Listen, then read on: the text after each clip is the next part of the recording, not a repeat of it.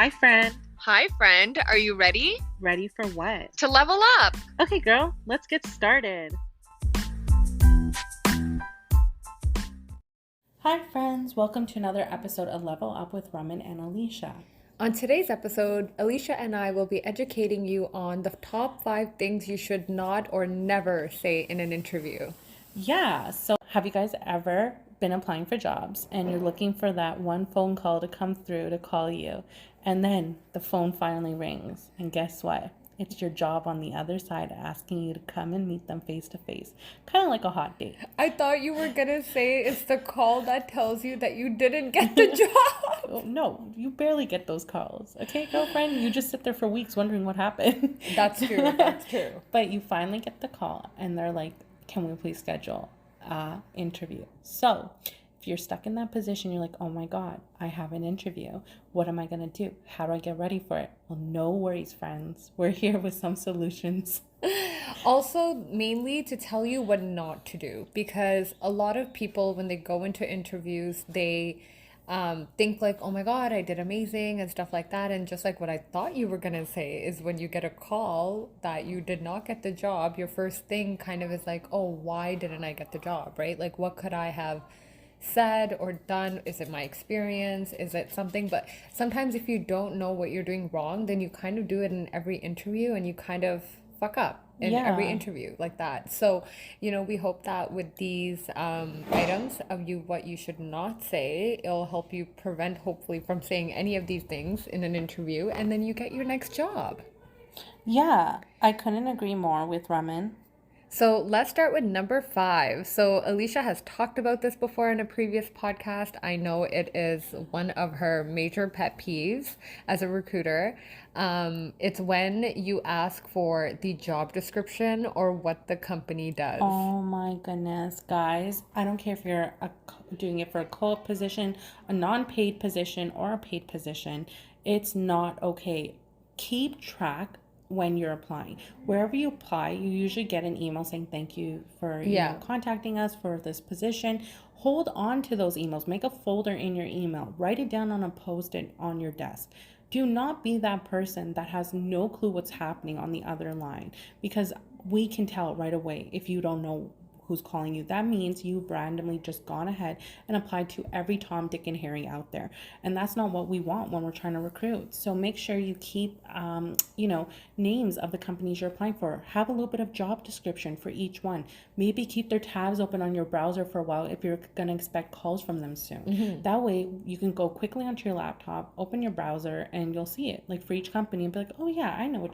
Thanks so much for calling me back. I've been looking forward to hearing from you. Yeah, and you know what? And I'm not gonna lie and sit here and be like, I haven't been that person that did not know who the fuck was calling me. I've been there before, applied to a bunch of jobs, Yeah. and the main thing is what you mentioned is don't delete the email where it says thank you for applying, because at least that will help you reference like, so what I was about to say was, don't ask for the job description or what company it is, even if you don't know who the other person is on the other line. There are ways that you can maneuver around that. One is, yeah, making sure that you save those emails. You can be like, great, thank you so much, looking forward to it.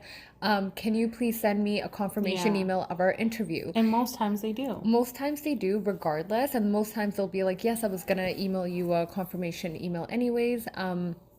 And you'll get that confirmation email with the company name on it. Exactly. This can kind of help you do some digging. Then you can use that company name to look in your emails and find a job description. And guess what? If you cannot find it in your emails, now that you have the company name, you can still go on like Indeed or the company website to see like what jobs they have posted, and you'll be able to find a job description that way as well. So just kind of like fake it on the phone. That Fake it like till you make it, guys. yeah. Remember that podcast? Yeah, that you know who's calling and what job it's for and stuff like that. Do not ask for the job description or what company it is, and then just use these other methods to kind of do your digging after the phone call, and then review the job description on your own time. Honestly, I've done it too. Yeah. And they will most likely send you an email. And nobody expects you to remember their name when they call. Yeah. So that's not something you have to worry about. But it doesn't hurt, even if you're on the phone. We have our smartphones all the time with us. And I've had someone talk to me and I put them on speaker while I'm sitting in my car. And search in your email. Yeah. Yeah. And I'm like, yeah, I told, but always act like you know what they're talking about, because that's what's going to sell you. Yeah. It might be an HR representative. It may not be the hiring manager calling you at that point of reference, but guess what?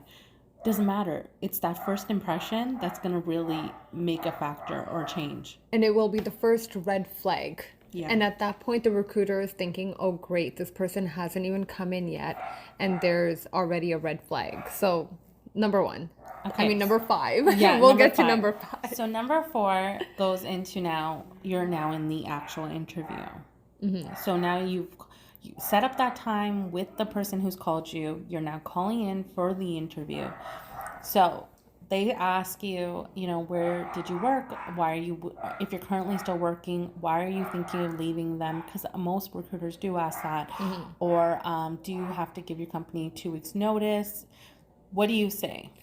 So number 4 would be, no matter what, do not talk negatively about your previous or current employer. Exactly.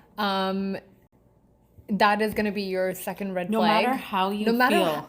We all know Yeah. we like to leave because we don't like our boss or we don't like the company. Everybody knows. This is not the time to be truthful. Yeah, absolutely not. You talking shit about your previous or current employer that you're with is going to make the interviewer think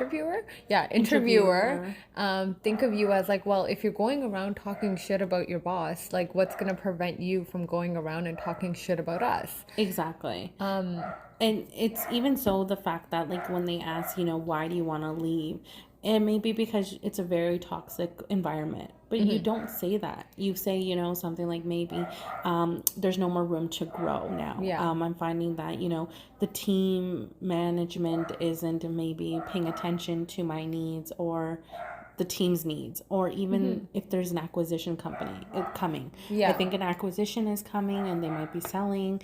So I just want to make sure I have job security. And that happens a lot in today's day and age. Just to add on to that last one you said, another great answer that you can give is yeah, so you want to make sure that no matter how angry you might be at that employer or how toxic the environment might be, you definitely want to make sure you don't say anything bad about them. Because have you ever heard of the saying, don't burn your bridges? And that definitely comes into play here as well.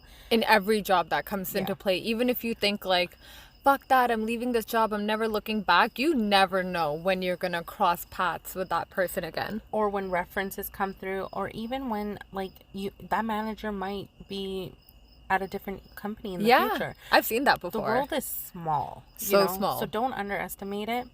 And I think, it even comes down to the point where they ask you, okay, so why are you leaving, right? And it's very important to not focus on the bad, but turn the story around, right? And this is not the time to be truthful, like we said. So yeah, it's probably best to state, something on the lines of my company's about to go through an acquisition. I can feel it. It's coming, and I just need job security right now in my time of life. I just want to, can I add on before to the acquisition part? Another thing that you can say is, so like what Alysha said, you don't want to focus on the bad, you want to focus on the good. So there are some typical answers that everybody gives, but you kind of need to make it turn around and kind of turn it in a positive way. So regarding the acquisition thing, you can also say my company recently went through an acquisition and my role changed, and I'm no longer doing what I was doing initially when I was hired, and I'm not enjoying my current role anymore. So you can kind of turn it around that, or there was a structural change and my role is no longer what it used to be, and I no longer have that opportunity to kind of do what I actually loved, which is XYZ, which is provided in this current role that you're offering.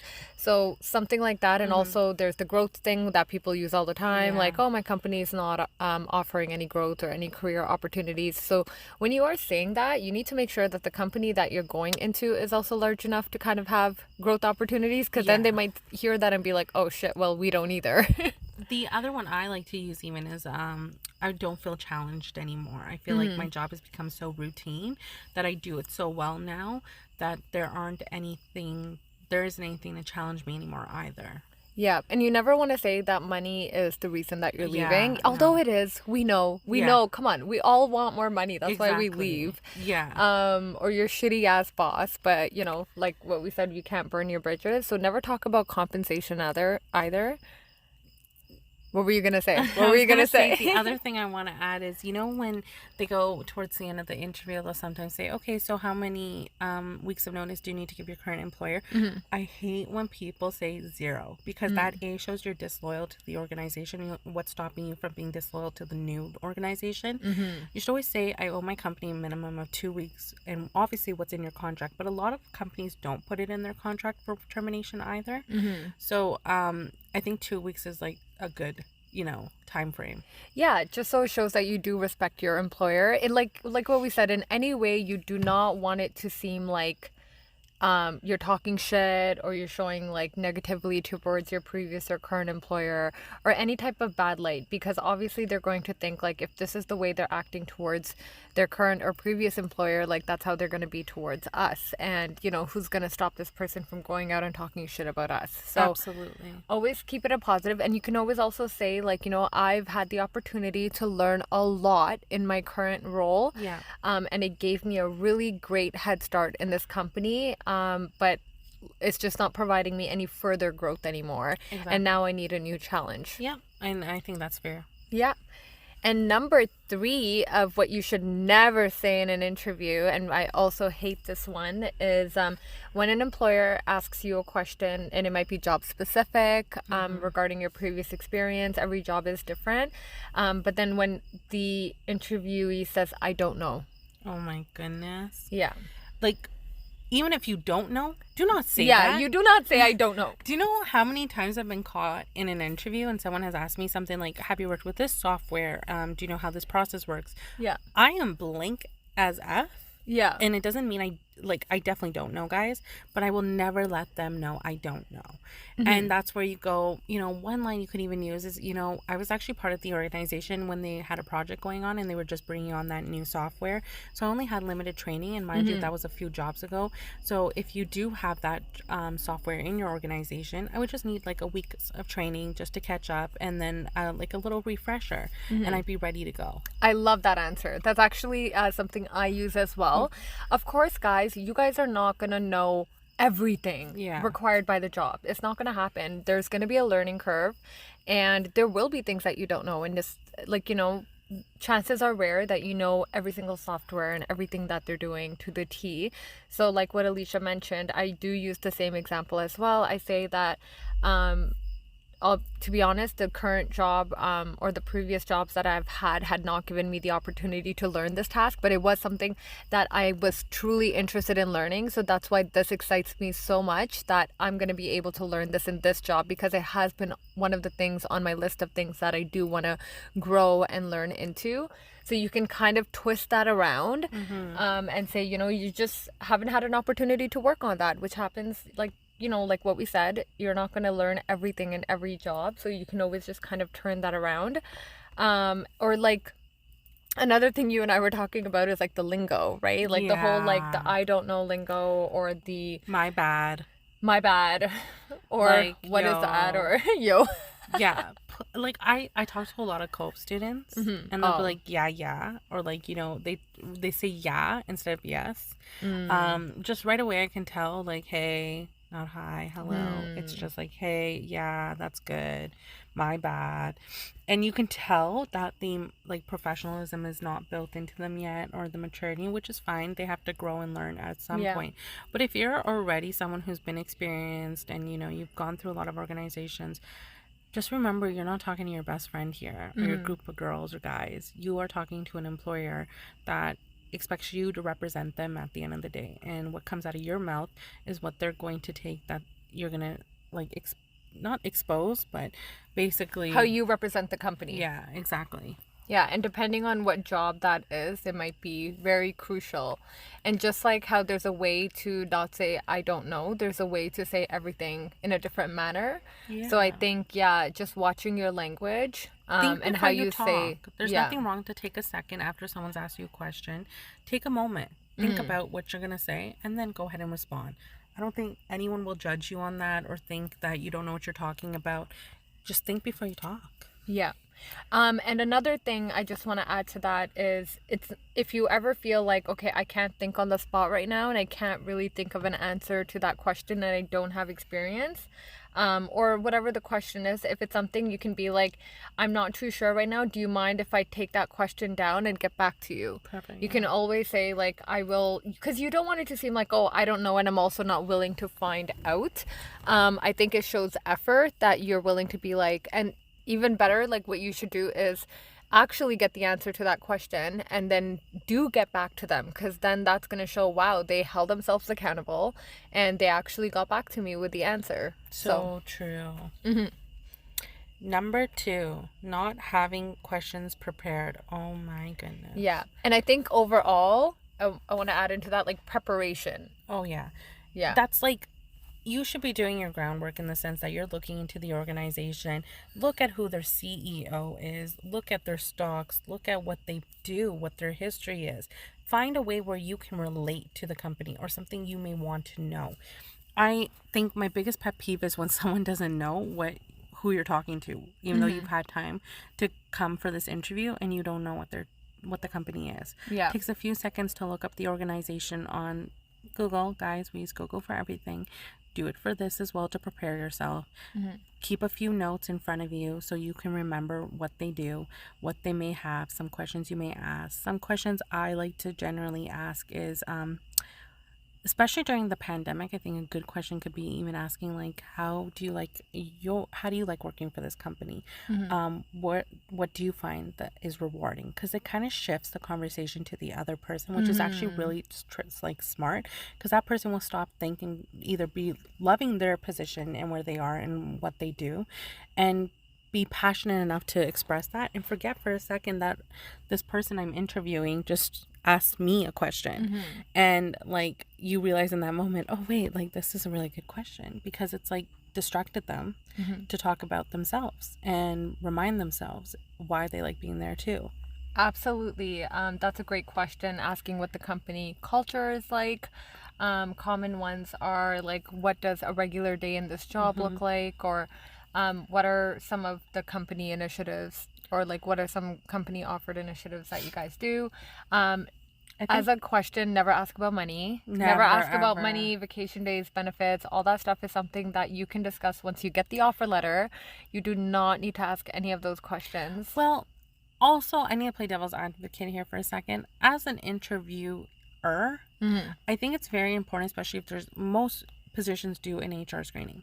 And I think that stage is where it's most important to make sure the candidate knows how much the range is. Yeah. Because then you're setting this poor person up for like expectations that they're like expecting to have like this high amount, or oh, I'm going to get my 70 or 65, 68. Yeah. And I think as an employer, it's very important to put that range either in the posting for the job, and then also confirm that, are you okay with this? Because you want to make sure you're both on the same page. But you as the interviewee should never ask. Yeah, absolutely. And that part kind of sucks if they don't mention it, because normally in the pre-screening, in my experience, I will always get asked like, what is your salary expectation, or have you seen what this job is currently paying, or something like that. So that way, if it is out of my expectation, then it's kind of like not wasting time even bothering going to the interview. But I hate when people say like, when people think that they don't need to have questions prepared. My goodness. I've heard it before. They're like, oh, well, do I really need like questions? And I'm just like, yes. 100%. Even like if it's something, guys, the pandemic is a great example. You can easily even ask, what COVID precautions is the organization taking? How has the company changed their procedures during COVID? How is your company accommodating your employees during this time of COVID? Do you have like, or maybe they might be doing hybrid working schedule or something like that. So that's a great question. I don't know, actually. I don't think you should be asking about hybrid. Not hybrid working. I think they would like mention it. If you ask like, how has your company policy changed, or how are you accommodating your employees during COVID? Yeah, definitely don't be a person that asks, is this a Like, is remote this job? work from home? Yeah. No, because then right away people think, oh, that's all you want. Yeah, and a lot of places now are posting it on their job Yeah. description that it is work from home, or Or if it's a hybrid. hybrid, or if it's not, if it's fully in the New office. lingo of our generation. Yeah, they need to. They need to know, because then it's, again, like what you said, it's just wasting time. But some of the other questions that I like to ask are, I had like my favorite question that I like to ask, and now I can't remember it. Um, So I usually will sometimes ask a challenging question, especially if I'm talking to CEO or VP of okay. the organization. So I'll usually ask, what type of policies are you taking into account to change right now currently? Oh, I like that. What procedures or upgrades are you doing within the organization? How do you keep employee momentum up?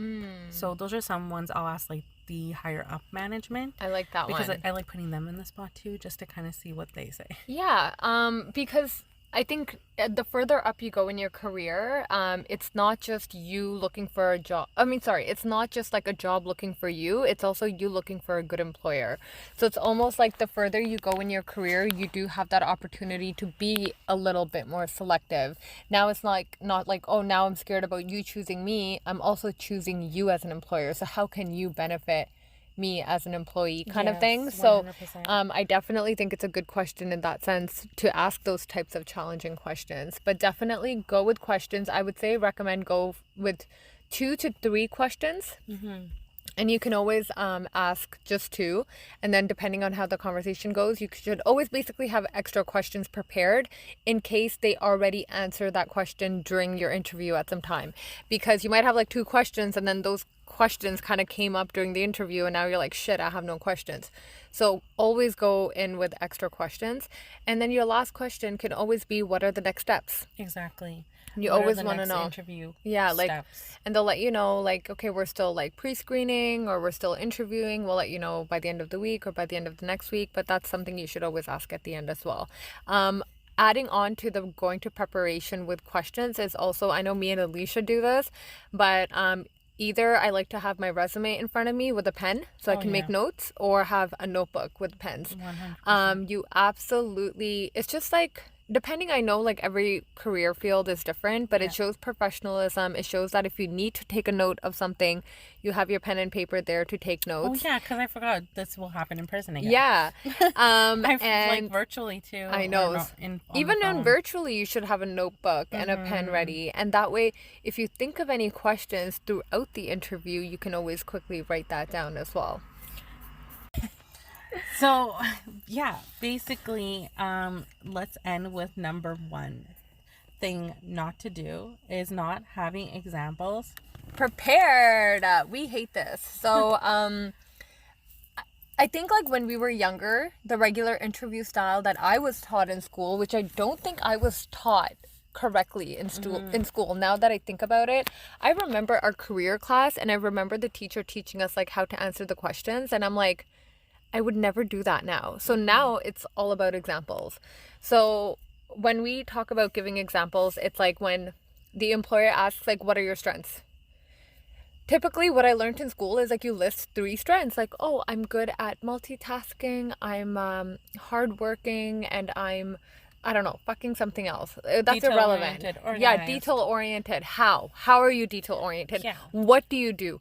Those Show are just me. adjectives. Yeah, those are just like words. What Yeah. exactly are you doing? So you need to think of like interviews questions as situational. So you need to have an example prepared for everything. So when you are preparing for your interview, you need to be like, okay, if I have a strength, I need to back up like, so for example, if you are detail oriented and you're going to use that as one of your main strength, I'm really detail oriented. Every morning I like to make sure that I start my day by having a checklist. You need to be like, what do you do to be detail oriented? You need to be able to give examples to show the employer like, wow, this person has like proof. Or if it's a problem solving question, like give me a situation when you had, you know, a bad interaction or something like that, you can't just be like, oh yeah, every day employees call, or like whatever, people call and they get angry and I have to deal with them. No, like give an example of a tough situation you had, and like it should be kind of like the hamburger style again, right? I Exactly. always use that Yeah. one, but it should be like you starting off with like what the issue was, and then what you did, and then like what happened, and then what you did to resolve that issue, and then what was the outcome of that. So if you're not applying for a customer service job, think back to your part-time jobs. Think back to the times where you worked in retail or food service or anything like that, and kind of how you handled those situations. An employee being angry or aggressive, conflict in the work field or workplace, things that you did to make sure that the client or customer was happy, handling the situation for the better of the reputation of future companies and the company you worked for currently.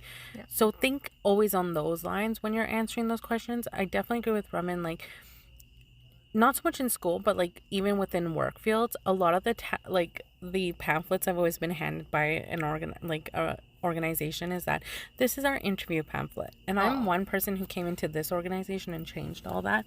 But the pamphlet was actually very interesting when I was reading through it. So it was like targeted interview questions. Okay. And it was like, okay, so you start off asking, like, for example, you know, how do you work with others? Do you work better independently or with a team? And then it like says once this person should answer something on these terms, ask the follow-up questions. And it's kind of like targeting them to get more out of the person, which I disagree with, because yes, sometimes some questions need following up, but you as a person that's trying to sell yourself technically to me, you should be giving me enough information that I don't need to ask you a follow-up Exactly. question. I was going to say, like, why should you have to like dig so deep to get an answer, Right. when the perfect interviewee should already come prepared with those answers and examples? 100%. And that's the thing I think a lot of people don't realize. Yeah. And with that example that you just gave, it's like, how well are you working with people, or how well, sorry, do you work with people? If you're just giving the answer like, oh, very good. Okay, great. Like what? Like, what else? You can answer something like, I work great, working well with others. I've had a great opportunity to work in several teams in my previous companies. For example, in my last company, I was working in a team of 4 people, and we had to interact on a daily basis. And, we worked really well together, and we make sure we had communication. So you can like expand that answer, so that way there are no follow-up questions and stuff like that, to be like, okay, well, what do you do to get along with others, or what exactly is happening? Exactly. Right? Yeah, definitely. And then another thing that I was thinking about is just kind of like oh yes, I remembered. Another thing that I absolutely don't like is when the interviewer is like asking situational questions, and then because you have not prepared for it, you're put on the spot, and then you literally blank out. Yeah. Like that's happened to me before when I was like a young little interviewee. I know now.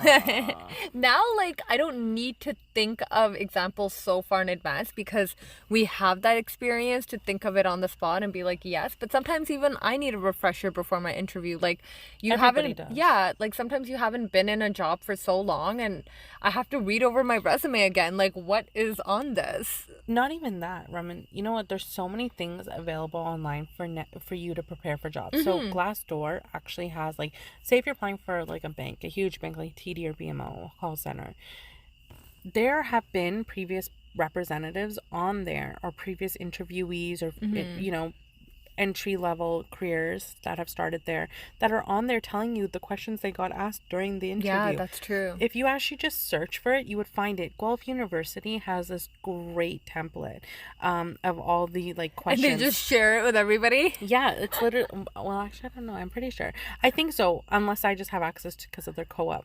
But I'm pretty sure it's to everybody. But you can find questions. Indeed has their own set of questions and how to answer them, what employers are looking for. There's this other another blogger. I forget, it's how to, you know, that how to blog that teaches you like everything. That one too. Like they Yeah. in its paragraphs. It's not like we're not living in a day or age where that's not available to you. So Yeah. if you're not prepared for an interview, guys, like I'm sorry.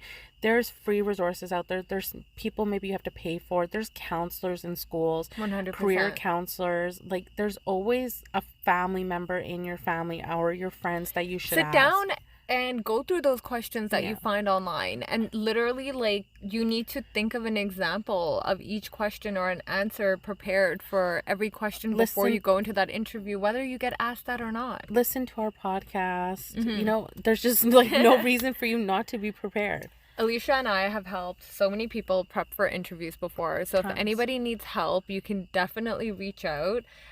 We actually have like probably like 10 other things that we could list of things that you should not do in an interview, but we wanted to make sure we focus on the top 5. And basically, we chose giving examples as number 1 because if you're going into an interview and you're giving vague answers and you're not giving examples, the employer is going to think, okay, did they really work this job, or are they just coming in here bullshitting? And like we always say, fake it till you make it. Heck So yeah. even if you do not have experience for that, get an answer prepared, like have something ready to go. I couldn't agree more, guys. Yeah. So thank you so much. I really hope this was educational and helpful. Refer back to this at any time you ever need to. And thank you for tuning in and listening. If you aren't already following us, please do on Instagram at Level Up with Raman and Alysha. And if you have any questions or would like to add something, email us at ramanandalysha@gmail.com. Thank you for listening, everyone. And for those of you going in for your next interview, good luck. Bye. Bye.